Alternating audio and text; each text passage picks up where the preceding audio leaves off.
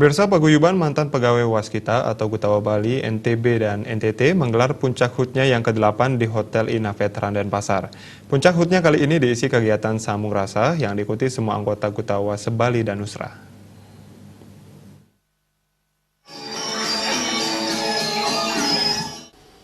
Banyak orang merasa minder dan tidak berguna ketika sudah pensiun dan memiliki usia lanjut atau lansia. Mengantisipasi hal tersebut, Ketua Paguyuban mantan pegawai Waskita Gutawa Nusra, Madi Sujana mengatakan, para pensiunan harus tetap beraktivitas agar tidak terkena sindrom pasca pensiun dan menjadi sakit-sakitan. Madi Sujana mengatakan para pensiunan membutuhkan ruang untuk berkumpul dan beraktivitas sesama lansia sehingga dibentuklah paguyuban yang dapat menjadi wadah untuk sambung rasa. Usia tidak menjadi penghalang bagi seseorang untuk berkarya.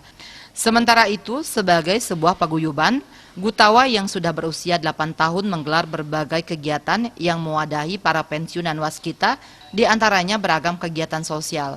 Contohnya, bila musibah banjir terjadi di sejumlah tempat di seluruh Indonesia, paguyuban paling tidak memberikan semangat dan apabila memungkinkan memberikan bantuan materi. Begini, sambung rasa itu diadakan karena apa? Karena di sini para lansia itu di seluruh Indonesia ada yang sudah pensiun 2 tahun, 3 tahun, 5 tahun, 10 tahun, bahkan ada yang sampai 15 tahun yang sudah pensiun tidak bisa pernah ketemu satu sama lain. Padahal pada waktu mereka bekerja itu hampir tiap hari bergelut sama kawan itu, suka dan duka, ketemu di proyek, di pekerjaan setiap hari.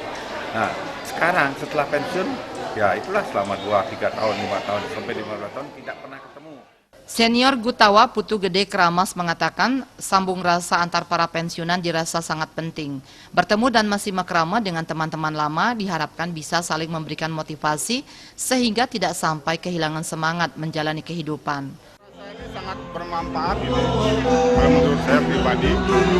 Karena apa? Karena pertama sekali kan kita menemui teman-teman lama yang mungkin sudah puluhan tahun berpisah, bahkan mungkin ada yang 20 tahun sudah berpisah.